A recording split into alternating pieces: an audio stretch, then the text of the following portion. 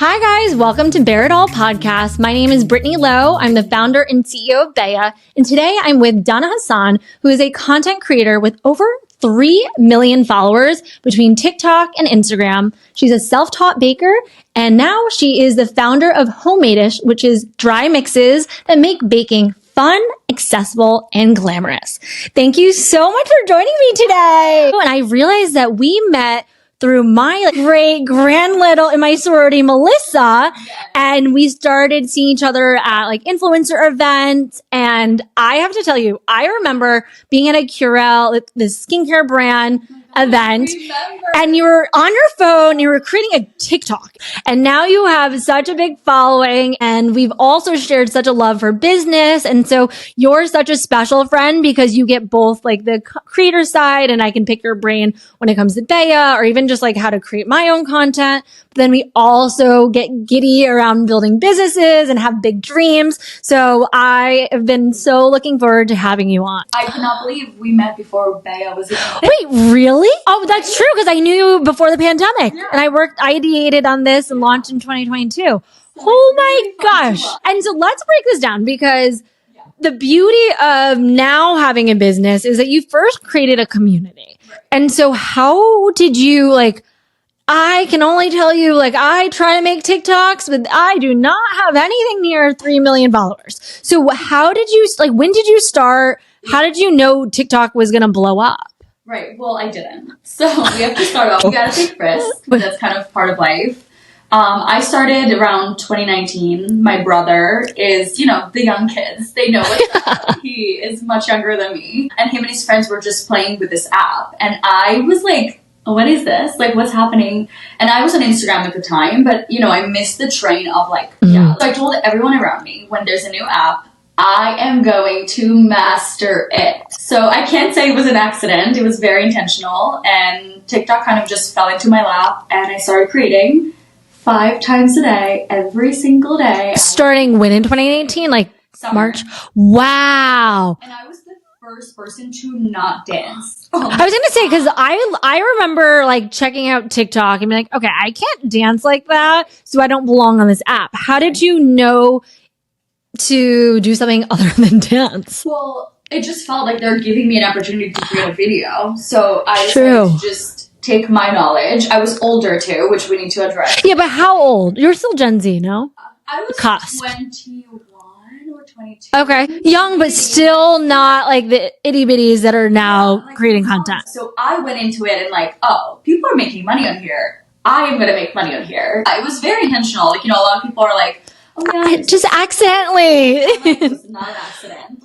Social media, getting ready, looking good on the camera. It was just fun for me. I just kind of started playing, and I was very much beauty and fashion. That's all I thought I was gonna do. I had no doubt that that's my path, but the universe had other plans for me. I want to get into that, but my head can't wrap around this 3 times a day from the start. Did your first 5 times a day? 5 times a day. So was it that your first video just went viral and then you wanted to take more, or were you getting 2 views in the beginning? Honestly, it was very welcoming because it was such a new app. The algorithm was so weak, and they just wanted to encourage you to post.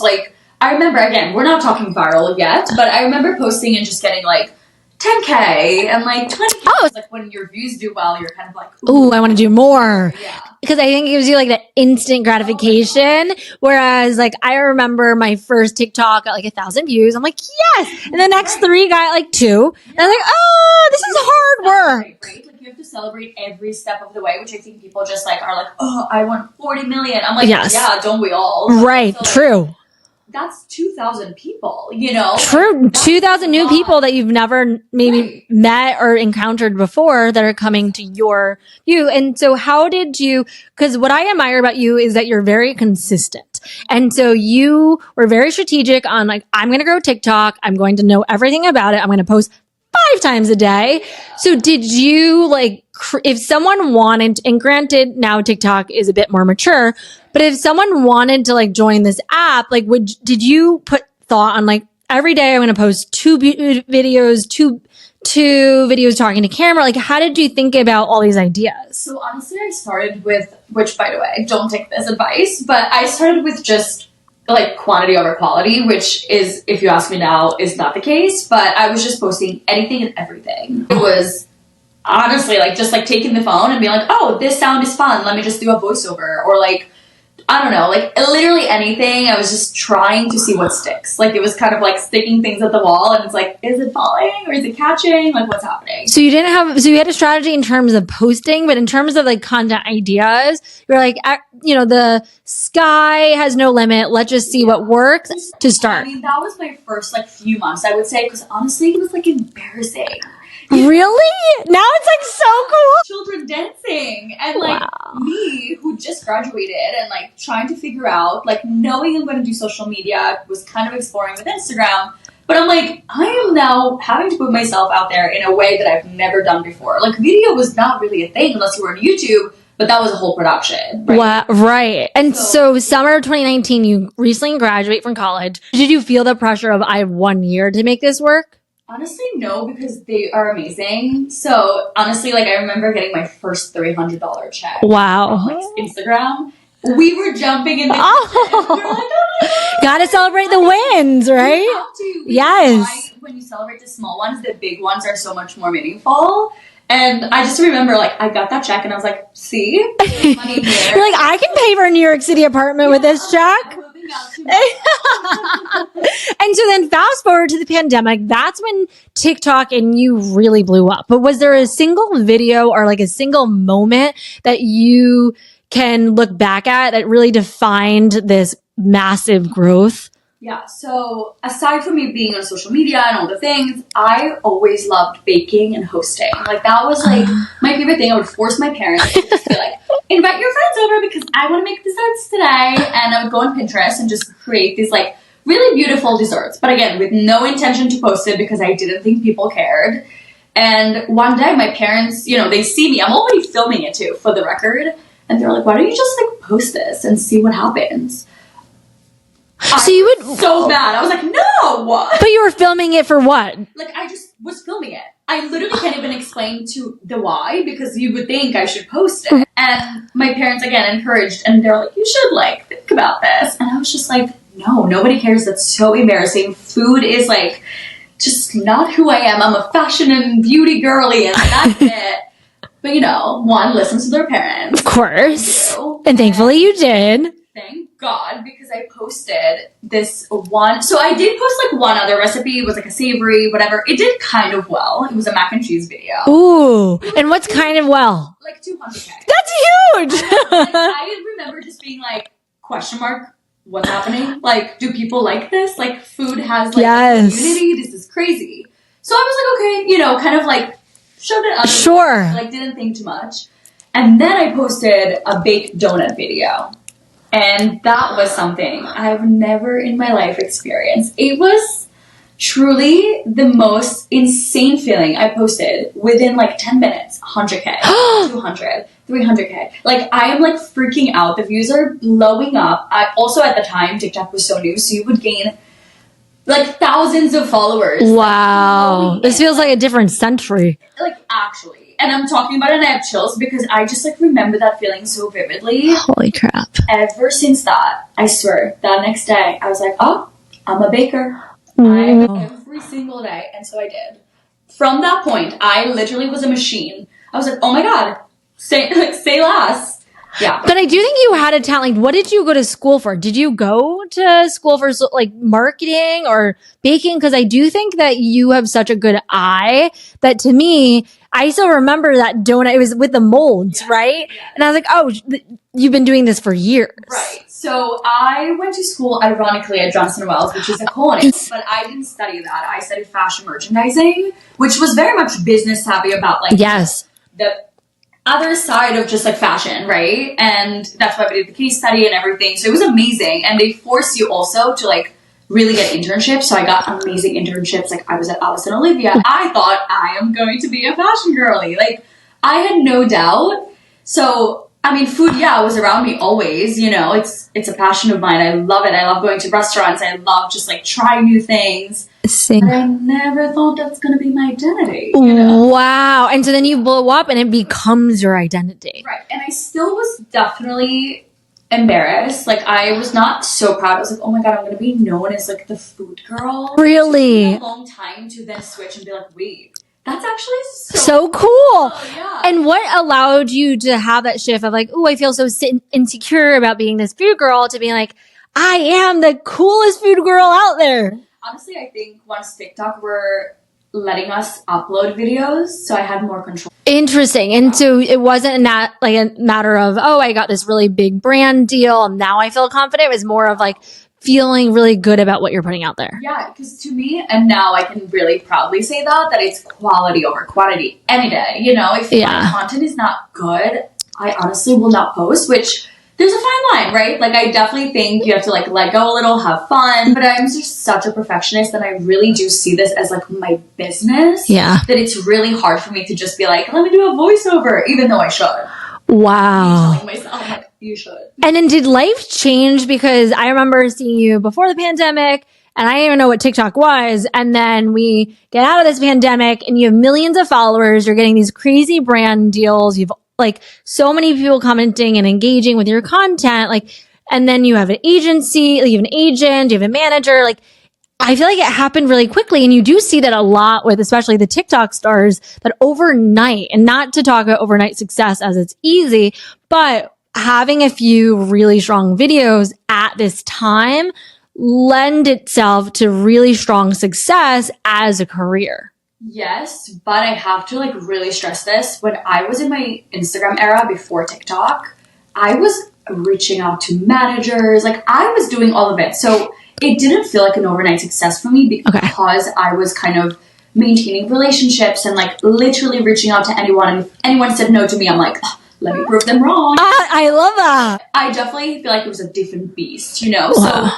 when things kind of came into fruition, it was almost like, yeah, like it didn't feel like, you know, when people are like, yeah, like you wake up next day, you're signed with UTA. Like, no, for me, it was like I had to really work for it and like, you know, I earned it. And all those no's that you got prior to blowing up didn't affect your confidence or like ability to keep creating content and knowing in yourself that you can do it? Right. No, I feel like I was just like, this is fun. Like, unlock new levels, you know? And a no means it's just a no for now. It'll be a yes later. 100%. And it did play out that way. Wow. And I like you saying that because even when I remember growing Bea and you see all the, you know, some different creators who like launch a, you know, beauty brand or skincare brand. And you know, again, I say overnight, I'm saying that a little too lightly, but very quickly you see them sell out in Sephora and have this massive growth that I could only dream of. And when you really look at their story, you remember that actually it took them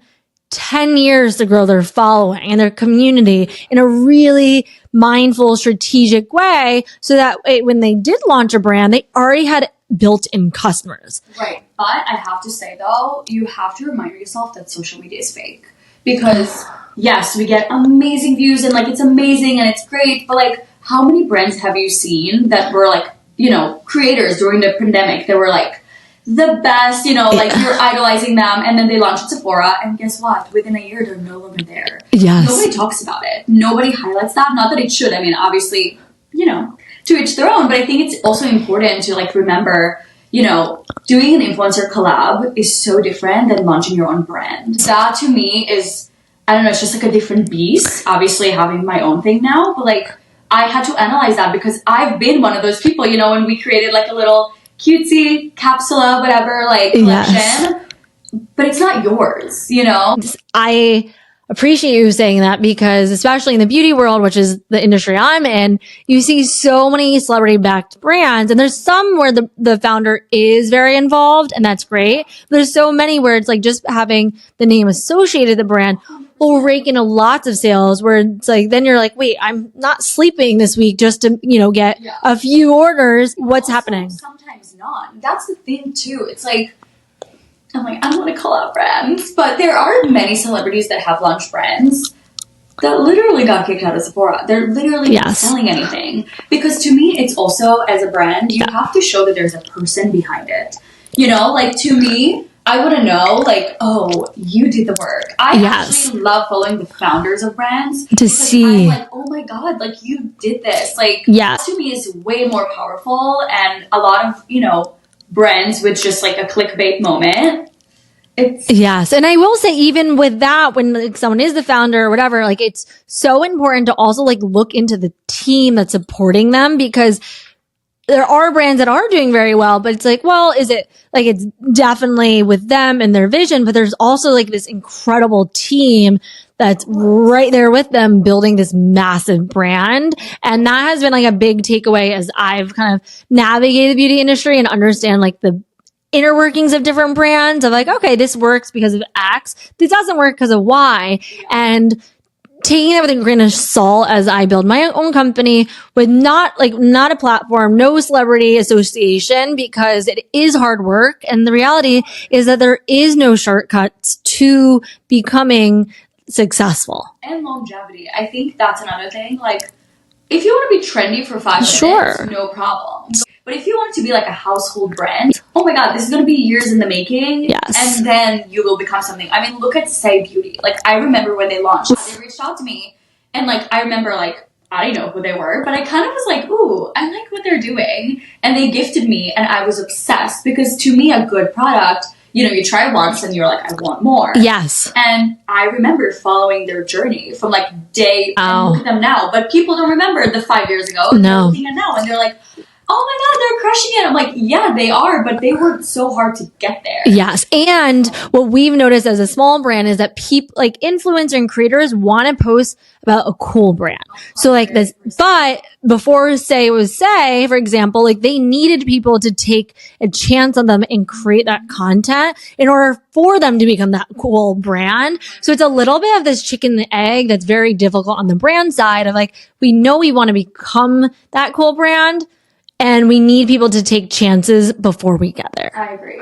But this is kind of the community thing, right? Like, I think when you launch a brand, and again, correct me if I'm wrong, but you kind of start with brand awareness, right? Yes. You want people to just see you everywhere. Taste, well, taste. Yes, try on, like, taste, whatever it might be. Things, like, play around to give you feedback so you can just work on, like, okay, unlock next level, right? Yes, adapting to change is a huge, I think that the biggest skill set that a founder can have is sharing the vision to as many people that will listen to him or her.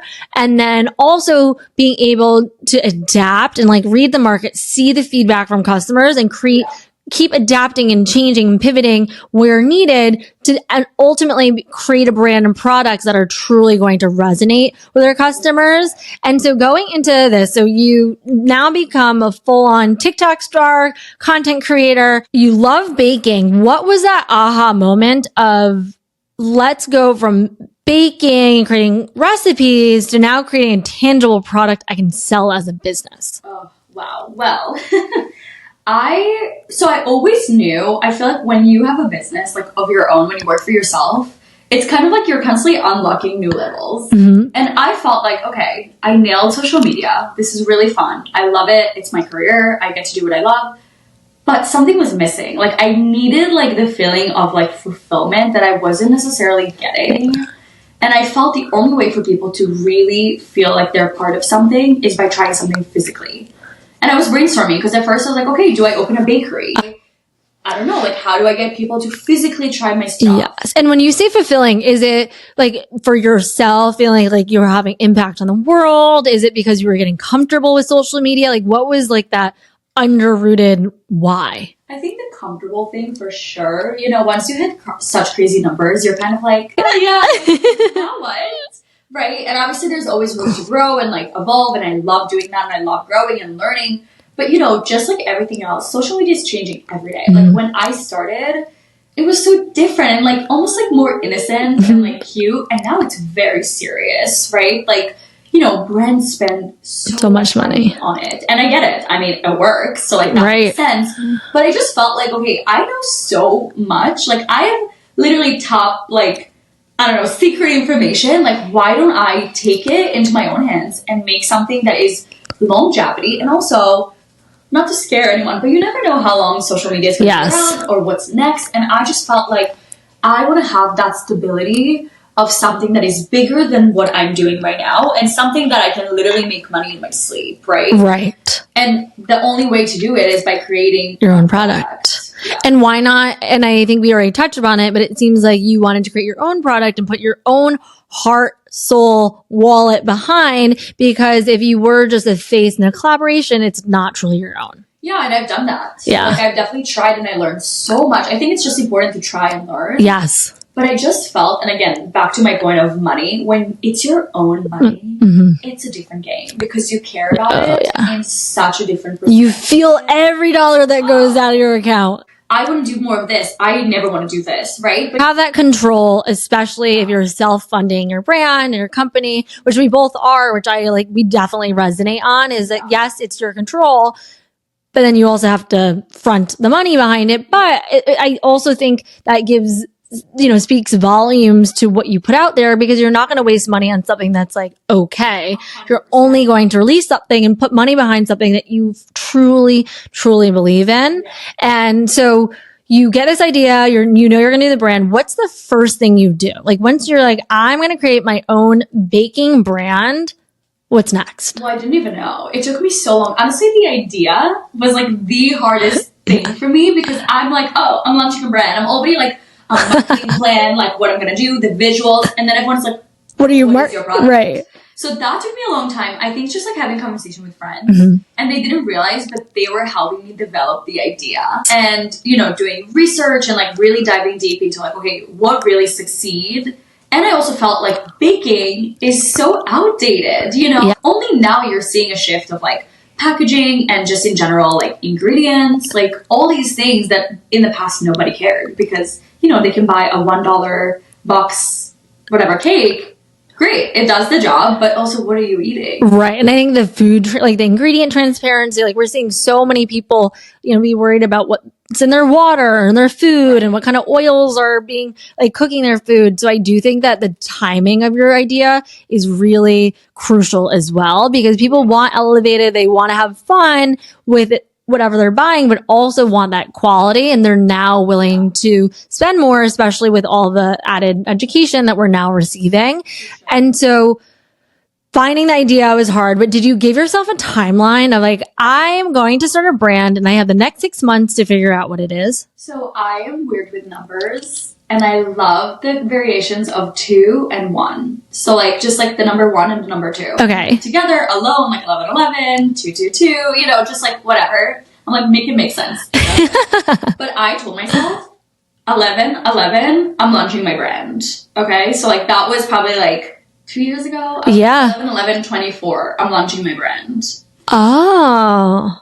Well, I did it before. Yes, you did October. Yeah, so I ended up doing it on October 22nd, because 2/2. Is that why you chose the launch party to be on the 22nd? Stubborn about that date. My team is you have to be open. I'm no, this is the date, because it kind of felt okay, 11/11 is too late for the holidays. Yes. Right? By that point, brand awareness, whatever. Correct. Not enough time. So I had to, get off my horse, and I settled for 2/2.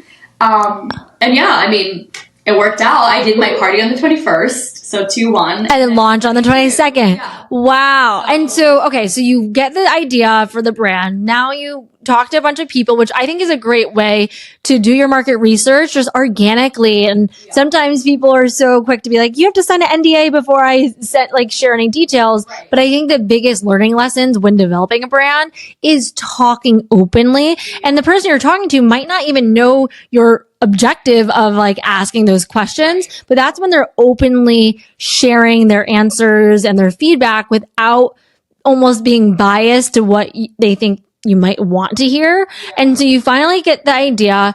How did you build the brand, the design first? Do you go and figure out who can make the product? How do you, if you have this idea, now you have a product in mind, how do you now make it a true reality? Right. So the first thing I did was I need a recipe developer, because as much as I create my own recipes, when you scale, it's a different game. Yes. So I was seeking a scientist to basically help me create this recipe. Wow. And also, I mean, as someone who's a baker, there's kind of rules when you bake. So, for example, when you make cookies, you have to cream the butter and the sugar first. I wanted to create something from a box. So that means there's no of these rules. Like, they don't exist. And you can't, I mean, I want it to be easy. I'm not going to tell people, cream your butter for 10 minutes, right? So it's kind of like getting someone to finesse that, like, science. Because it is science. Baking is all Yes. So that was the first thing, but also I knew there were cookies on the market, so I knew it wasn't going to be impossible. Yes. For me, it was just like, how can I use amazing ingredients and simple ingredients? So no artificials, no preservatives.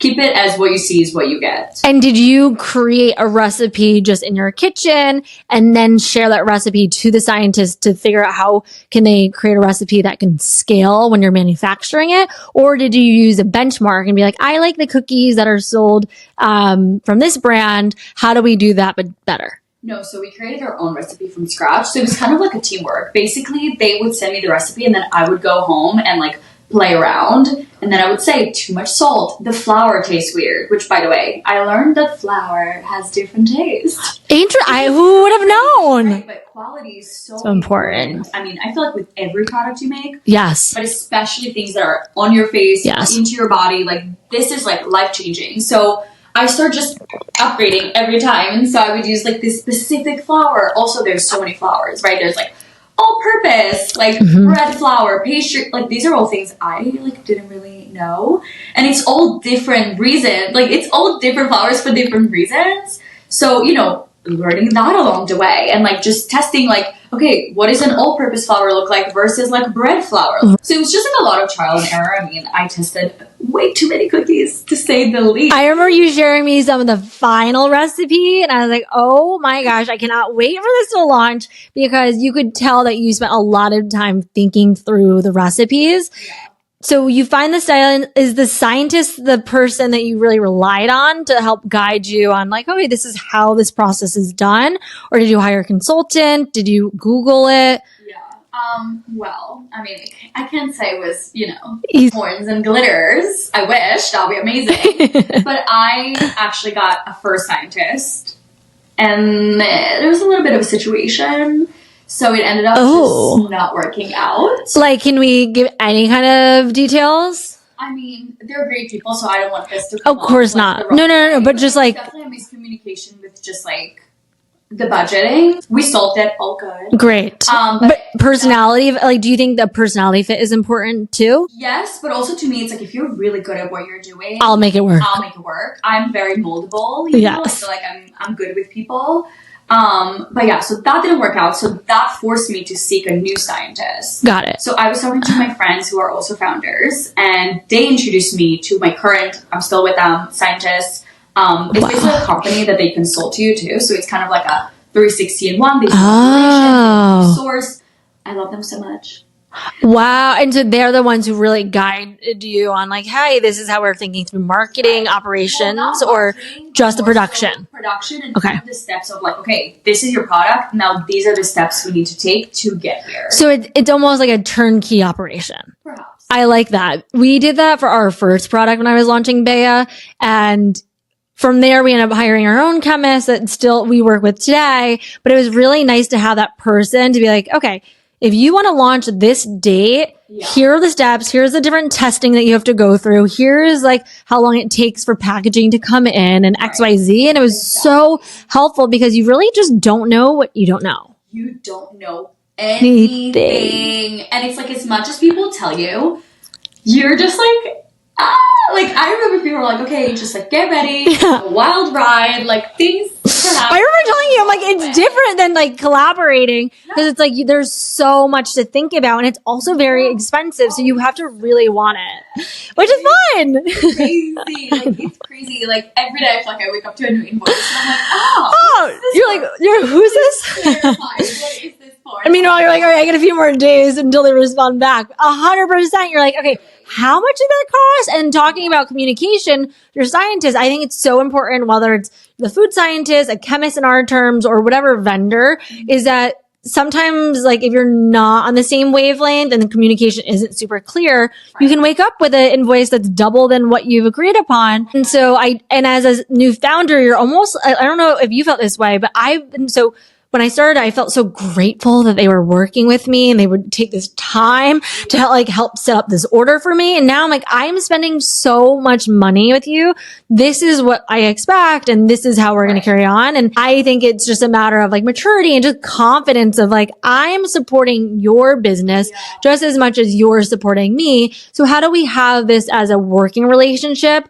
Because when you're scared or insecure, that's when those big questions aren't asked. Probably the biggest lesson to navigate through. I'm sometimes too nice, where I'm like, okay, but I have to also show them that like, this is my money. Yes. This is nobody else's money. Like, this is me funding this. And it's like, if I'm not going to stand my grounds, who will? Right. And also, I mean, you don't have a co-founder, right? No. Right. So I remember when I started, everyone's like, look for a co-founder. And I swear, I would literally talk to every person and be like, can they be a co-founder? Like, it's like dating. And I'm like, and then one day I was so deep into it and I just looked around and I'm like, nobody in this planet is going to care as much as me. Yes. Will understand the idea, have a crystal clear vision of where I'm headed.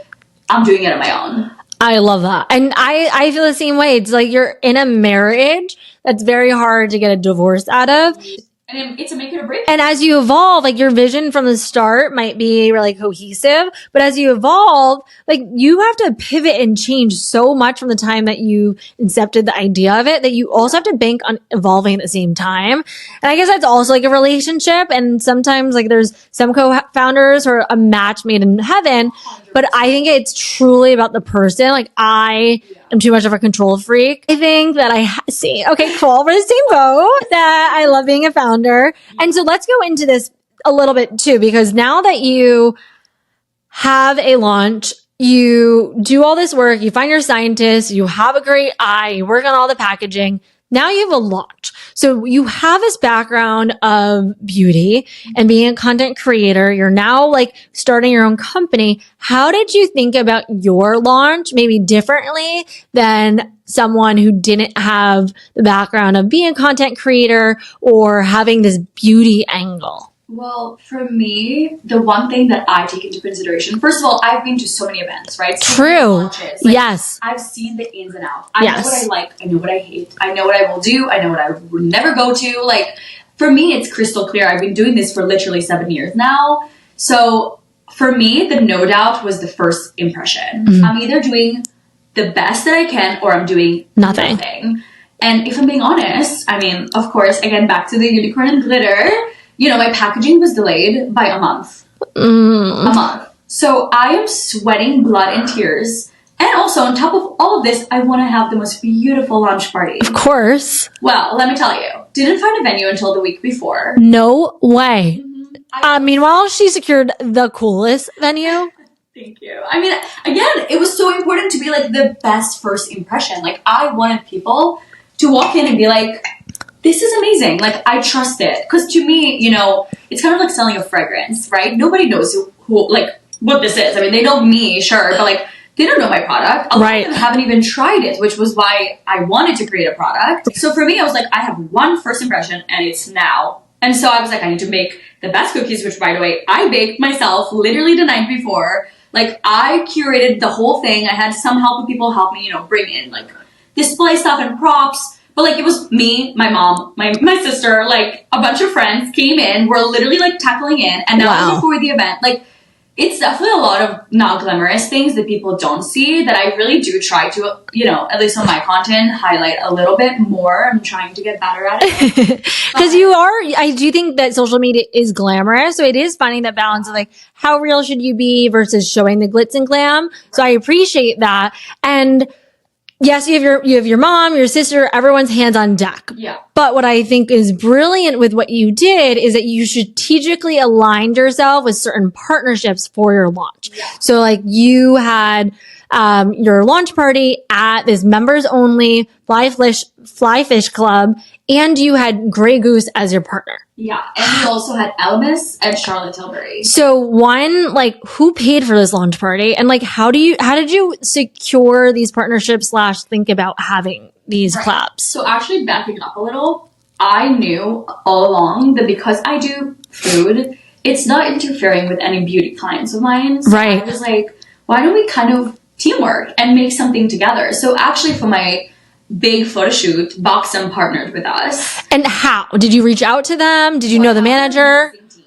And honestly, they've been killing it. And so they reached out. Basically, we were kind of like, let's think of brands that align with homemade-ish. And like, obviously the packaging, like it's very visual brand. Yes, it's super aesthetic. And team, is that your social media team? Like who is the team? At this point, I mean, my social media team was just handling, partnerships. Okay. Anything that I post. And then I have my like scientists, operations, which is like a separate thing. And which team helped you with the partnerships? My social media team, my manager. Your manager. And is it agent, like tell me what manager? So, I mean, the difference is like, I don't really understand it. Okay, me neither.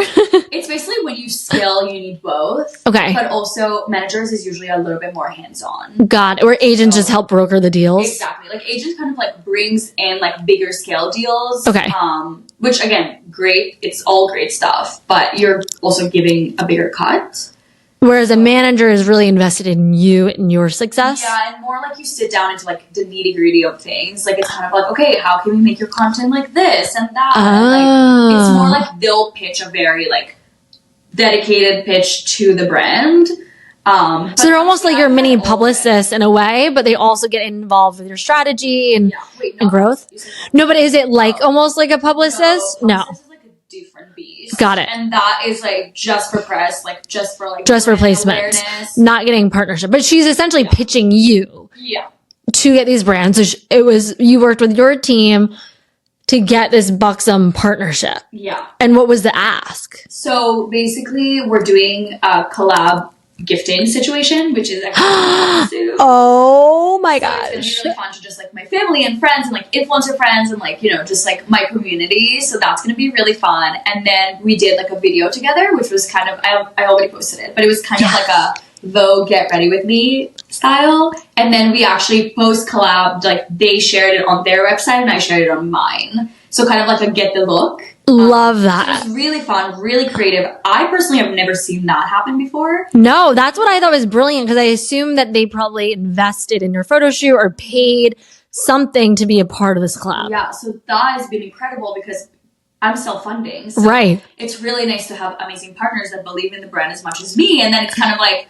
they're basically help me invest in my brand. So, wow. Yeah. It's almost having investors without giving out equity, but they get in return your awareness or company's awareness and create a really, really cool collaboration where I'm assuming it has something to do with your product, something to do with their products, packaged up together to sell to both of your audiences. Exactly. Wow. Okay. So that was huge and I loved that. And then, in terms of the actual launch party, so you knew you wanted to work with like other brands in the collaboration. Was that also a way that you were able to host your party at such a cool spot? Or did you leverage your network and your following? Like how did you do it? I think it was kind of like 50-50 of like me obviously talking to like the people around me and being like, hi, I really need a venue. Do you know anyone? But we were very lucky to have amazing partners at the party. So essentially that helped to cover some, I would say probably most of it, but no matter how much money you're still spending money so much. So yes, everything is help, but I'm still, sitting here writing all these virtual checks. 100%. And I do think one of the questions I get a lot from aspiring entrepreneurs is, well, I don't have money. Where do I start? And I was in a place where I had my first company, Beautini, that's allowed me to self-fund Bea. But sometimes I think, what would I do if I didn't have that? And what you're sharing, and just for our listeners to take away, is that sometimes you might not have that hard cold cash sitting in your bank account to invest in a party or this specific product, but there's ways to do it. So I think that's fascinating where you worked with partners and you pitch them the value add that they would get. And in return, they're helping to subsidize the cost that it would take for you to have your dream launch party. I did something similar for Bea with just my relationships in the wedding industry to put on our launch event. And that allowed me to also have like my dream launch party without having that much money to actually do the party. And so that just shows that there's a lot of ways to strategically think about it. And so going into You have so much on your plate. Let's break down your day to day. So like where you live in New York City, you now live in Tribeca. Side note, we used to be neighbors and now we're not.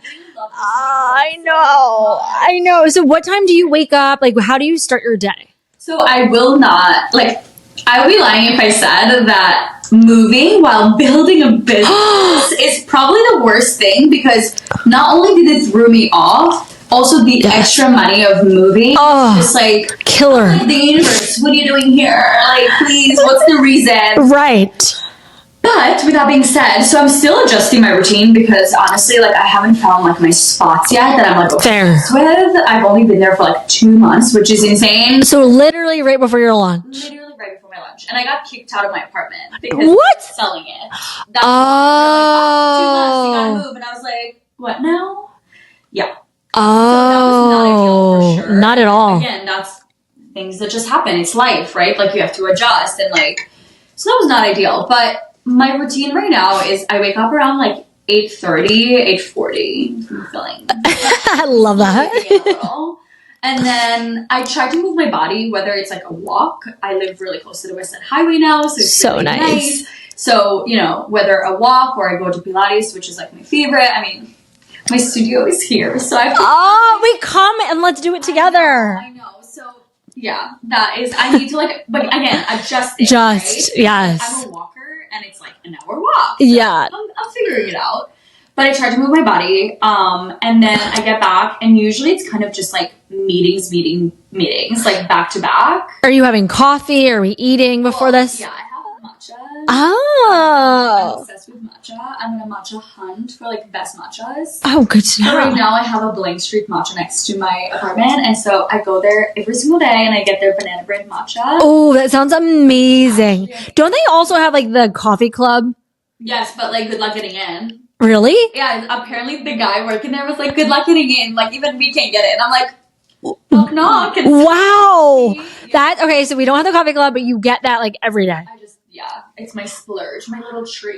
So I think everyone deserves a little treat and create it as part of routine. Yes. Yeah. Wow. I'm like, my stomach is growling. That sounds delicious. It's delicious. You have to try. So you get that, and then you come home and you go right into work. I have meetings. So my days kind of separate. So usually Sundays is when I binge bake, and I'll just bake like menu recipes. And you're filming this all? I'm filming it all, so I have it for the week.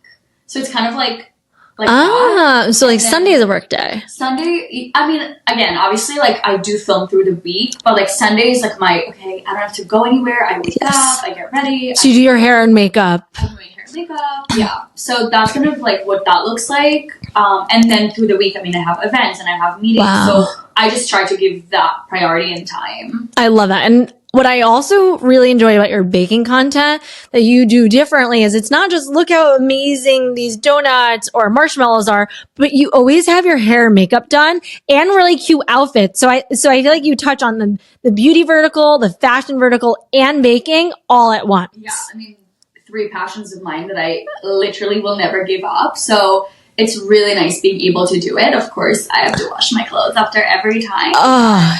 You know, whatever. And you get how many videos a day, like on a Sunday? Like 3 to 4. That's huge. Yeah. I mean, recipes is like, let me tell you. Oh, that's a lot. And then the dishes. Oh, so my cleaning lady comes Monday morning. So it's kind of like love that. So you're like, I need to get this baking in or else I'm going to be cleaning myself. Mm-hmm. And so then during the week, so if this was say Monday, you come home, you have your matcha. What kind of meeting? Like, is it for social? Is it for anything? Or do you like time block? Actually, Monday is my admin day. Okay. And I literally sit there from 12 to 4 and I'm in back-to-back meetings from my whole team. So it's like my, operations, scientists to like my manager, like brainstorming to I actually have now partnerships for Homemade-ish. So that has been exciting. So like meetings with that and then meeting with my 3PL and you know, just like checking in with everyone, being like, are we good? Yes. Monday. And so for anyone who doesn't know what a 3PL is essentially a fulfillment partner who will help ship and fulfill all your orders from your customers, which is huge. Yeah. And so every week you're meeting with your food scientists and all these different teams. Yeah, so it depends on just the month. Like some months we'll meet every single week. Sometimes we'll meet every other week. But my team, like my social media team, yes, every week. Every Monday. I mean, we talk all the time. Like all my team is like daily communication. Like you can't just be like, oh yeah, that'll wait for Monday. No. So 12 to 4, and then once 4 hits, what do you do? Well, I start editing because I have a lot of things from Sunday. Oh, so you edit all your own videos? Yeah. And do all the voiceovers. Give that up, but I'm like, I just can't. With the perfectionism in you, I think that you edit your own. My life for sure, but whatever. I'm like living on the edge. I love it. So yeah, so I usually try to edit, or like I'll call my family, checking in, and then Monday night, I guess kind of any night, I'll try to just like see friends and like do something. I'll try to like get out of the house. You also go to a lot of events. Yeah, so that is also something that happens. And then what time do you go to bed? I really try to like literally be tucked in bed by 10. Wow, so you sleep a lot. Oh, I'm I love this. I think actually that is the only way to not be stressed and to like take things with like a grain of salt, you know? Like, yes. I think I'm able to see things much clearer because you're well rested. Really get like 7 to 9 hours of sleep. I love, and sometimes it seems like if you're in bed by 10 and you wake up at 8:30, I'm like, you are having a long time, 10 hours. I'm like, that is impressive. And there's such a culture, I think years ago when I was starting my first company, of the hustle and don't work, like don't sleep, just like work 24/7. But now, like, taking time for yourself and sleeping is way sexier. And I do think for our mental health, just to be able to think clearly. So I admire your routine so much. Yeah, it's great. I mean, my first week right after our lunch, I wasn't sleeping because I was just like, so much on my to-do list and I was so stressed.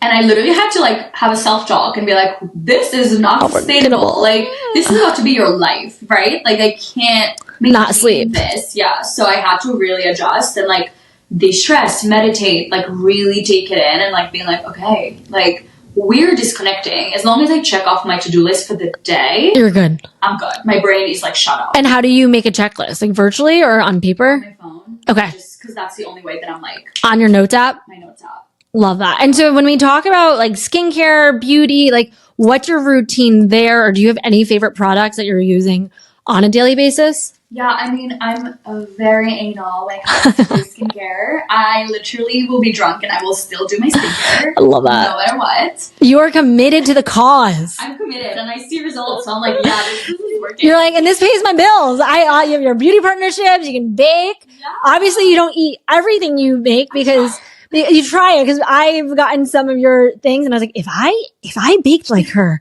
I would be eating this for breakfast, lunch, dinner, dessert. Like, holy crap. But I mean, it's funny. Like, I bake for the therapeutic part more so than the outcome for myself. Wow. So, like, I don't really crave it as much, you know? Like, I mean, there are certain things where I'm like, okay, I cannot resist, but I usually will just, like, bake for, like, the calmness of it, my thoughts can flow. Like, it's really nice. Like, that's why I should try baking with that mindset because, you know, let go of the measuring and you're like, let me just enjoy. Like, you know, I tell a lot of my friends, like, pre-measure before. So when you're in the moment, just pour it in and, like, mix. I mean, obviously there's rules, but that's why we have our mix. Exactly. I love this creativity and I love that you're making it more simple. And so going into skincare, body care, what are in the shower, other shower, what is your like routine or like go-tos? Yeah, so I start with double cleansing my face. Okay. Always, like morning and night. No, sorry, only night. Okay. So oil cleanser first, then a cleanser. Which ones are we using currently? So love the Elemis cleansing foam. That was so good. So good. And then for cleanser, I have two. I love the Outset one, and then I love the Youth to the People. Oh, I haven't tried that one. They're both really good. Very gentle. I like just like gentle cleansing. Okay, so that's my cleansing. Then I jump into just like hydrating, Obviously depends if like I'm doing actives that day. I try not to do it every single day. But I'm trying to think of like my favorites because I'm like I have so many. Honestly, like my favorite for hydrating is the Lancome Triple Serum. Oh. It's so slept on. I feel like I'm obsessed. It's 3 serums in one. So like as you pump it out, you see the 3 different pumps. Yeah. So that one I love very much. And then eye cream. Honestly, U Beauty. I'm on a U Beauty kick right now. I'm obsessed with anything they do. I just got a proper package from them, and I am so excited to try it. It is amazing. So that, and then I just top it off with like eye cream. Well, their eye cream is my favorite right now. And then sometimes I feel like fancy, I'll keep going with the serums, but I feel like less is more sometimes. I agree. And then a moisturizer.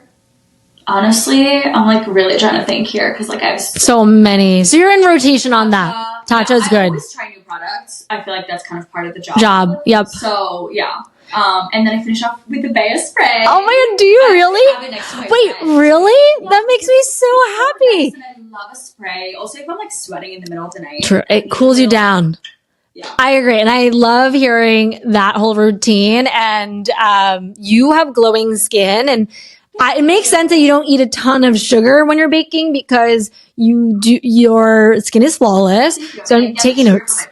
Don't get me wrong. Okay, so we just find it from different sources. Yeah, okay, because mine is like sweets. Anytime you have leftovers, please send them my way. I know we're not neighbors anymore, but I will easily come to Tribeca.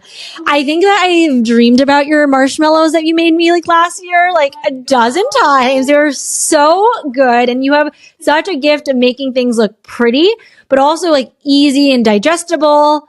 And also delicious. So it's funny because I got one of your kits at your launch party and it's displayed right in my cabinet. And I'm like, okay, when's the special day? I can make it. So I'm waiting for the holidays because you can change it up. You know, chocolate chip cookies, you can make it into snickerdoodles. It's really like you choose your own adventure. Because when you shared some of the recipe, I was drooling. So I know I'm going to be eating the whole batch. And so the holidays, here we come. I can't wait to eat.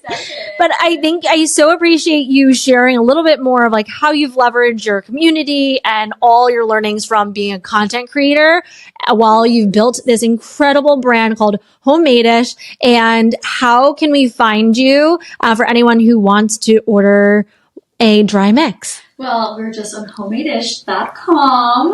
And then my personal is just Donna Hasson with an extra N at the end. Love it. But yeah, I mean, I'm very consistent with my handles, so it's easy to find. TikTok, Instagram, all the same. Homemade-ish everywhere, Donna Hasson everywhere. Love that. Well, thank you so much for taking the time. And I'm so excited for what 2025 has in store.